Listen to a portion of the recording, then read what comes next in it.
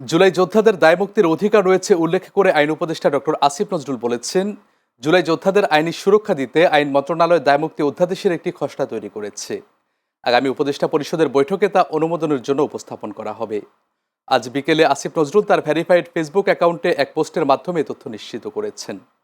এ পোস্টে উপদেষ্টা বলেন, জুলাই যোদ্ধারা জীবন বাজি রেখে দেশকে ফ্যাসিস্ট শাসন থেকে মুক্ত করেছিল।